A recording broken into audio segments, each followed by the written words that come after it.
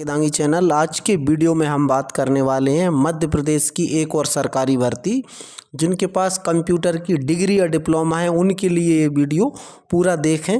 इस वीडियो में हम बताएंगे कि आपका जो मिडिल स्कूल टीचर और primary school teacher eligibility test के लिए आप एलिजिबल हैं या नहीं है, बीएड डीएड मांगा है या नहीं मांगा है, कितने पदों पर आप एलिजिबल रहेंगे और सिलेबस क्या कुछ रहने वाला है।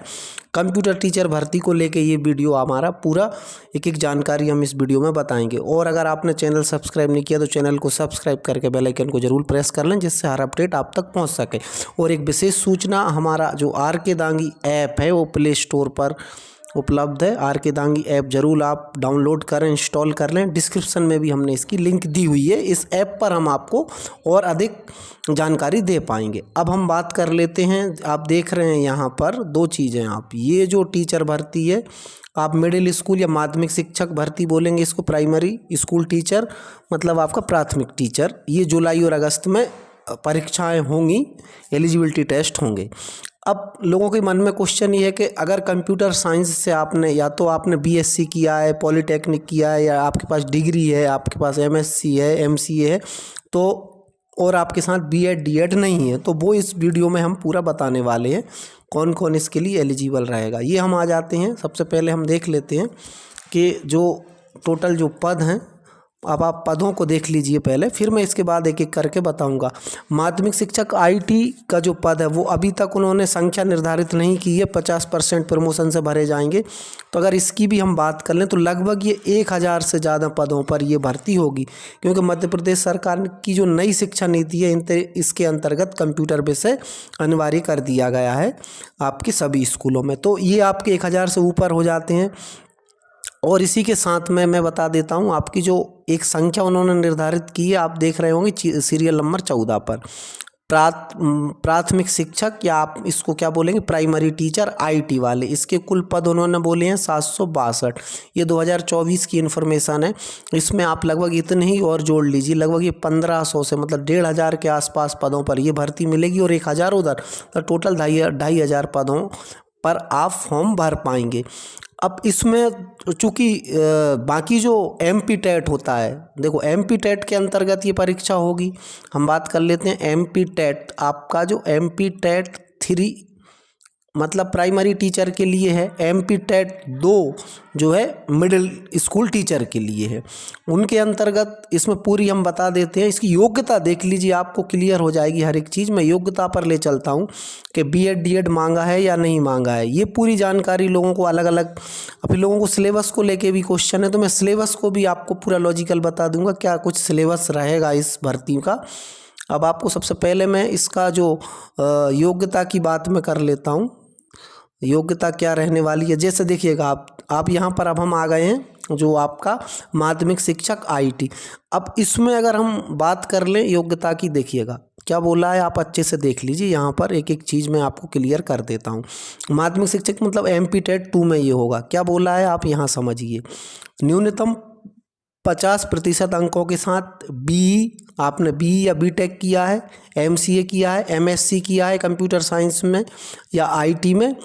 अगर आपके पास ये ग्रेजुएशन की डिग्री है, एमसीए एमएससी या आपने बीई बीटेक किया है, तो फिर आप इस वाले पद के लिए एलिजिबल रहेंगे। और बीएड डीएड नहीं मांगा है, मैं अच्छे से एक बार बता देता हूँ। आपका बीएड इन्होंने नहीं मांगा है, मतलब आपके पास सिर्फ कंप्यूटर की डिग्री है तो फिर आप कंप्यूटर टीचर बन सकते हैं, ठीक है। बीएड डीएड नहीं मांगा है।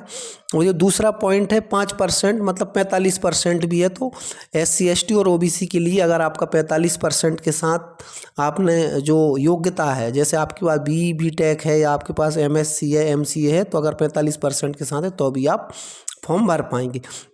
अब इसके लिए सिलेक्शन प्रोसेस क्या है, आपको क्या करना पड़ेगा, शिक्षक पात्रता परीक्षा मतलब एमपी टेट 2 जो निर्धारित है, मैंने अभी बताया था जुलाई अगस्त में जो मैंने बताया था, उसमें जो आपका एमपी टेट होगा उसमें आपको क्वालिफाई करना होगा, उतने नंबर लाने होंगे जो क्वालिफाइंग परसेंटेज दिया होगा, ठीक है। उसके बाद आपका जो सिलेक्शन चयन परीक्षा होगी, देखो क्वालिफाई आप कर जाएंगे, उसके बाद आपकी चयन परीक्षा, बाकी परीक्षा आपकी जो अदर जो शिक्षक भर्ती होते हैं वही होगी, वैसे ही होगी। बीएड डीएड नहीं मांगा है, तो ये आपको ये परीक्षा निकालेंगे, पहली पात्रता परीक्षा, फिर उसके बाद आपको चयन परीक्षा निकालनी होगी। एक चीज़ ये हो जाती है। अब हमने देख लिया है अब आ जाते हैं हम प्राइमरी टीचर के ऊपर। प्राइमरी टीचर में क्या मांगा है उन्होंने, अच्छे से समझ लीजिए आप। 50% अंकों के साथ, मतलब कि अगर SC ST OBC वाले हैं तो 45% अंकों के साथ आपके पास क्या होना चाहिए, हायर सेकेंडरी 12वीं आपका पास होना चाहिए। इसमें 12th में आपके 45% SC ST OBC और 50% के साथ आपका 12वीं पास होना चाहिए, ठीक है। डिग्री डिप्लोमा में उन्होंने परसेंटेज का क्राइटेरिया नहीं रखा है। अगर आपके पास पॉली डिप्लोमा है 3 साल का कंप्यूटर का, पॉली टेक्निक आपने किया है 3 साल का कंप्यूटर साइंस या IT से, तो आप फॉर्म भर पाएंगे। और साथ ही साथ अगर हम बात कर लें पॉली के अलावा, अगर आपके पास BSc है, BSc कंप्यूटर साइंस से, एक विषय के साथ नहीं, BSc अगर आपके पास है, BCA है आपके पास, तो फिर आप ये फॉर्म भर पाएंगे, ठीक है। ये मैंने आपको बता दिया है। अब आप यहाँ पर भी देखेंगे इसका चयन प्रक्रिया क्या है। निर्धारित प्रतिशत के साथ आपको पात्रता परीक्षा पास करनी होगी, मतलब MP टेट की एलिजिबिलिटी टेस्ट आपको पास करना होगा। फिर इसके बाद आपको सिलेक्शन टेस्ट में मेरिट में नाम लाना होगा, तो फिर आप बन सकते हैं।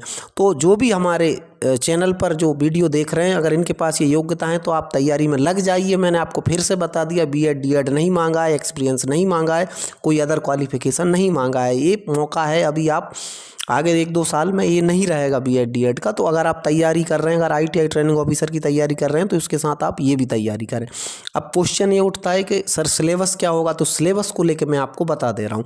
सिलेबस अगर उन्होंने बोला है कि पॉलीटेक्निक डिप्लोमा होना चाहिए, BCA होना चाहिए, BSc होना चाहिए, तो आप ऐसे समझिए कि आपको वही ग्रेजुएशन का जो आपका कंप्यूटर साइंस का सिलेबस है वही आपको पढ़ना होगा, जो कि कॉमन सिलेबस होगा IT और कंप्यूटर साइंस का। तो जो आपने अगर आपकी क्वालिफिकेशन है, आपने अगर BE B.Tech किया हुआ है, तो आप वही सारे सब्जेक्ट लगा लीजिए। आपने दूसरे एग्जाम में भी दिए होंगे कंप्यूटर साइंस वाले, तो वो आप उस हिसाब से लगभग तैयारी कर लीजिए।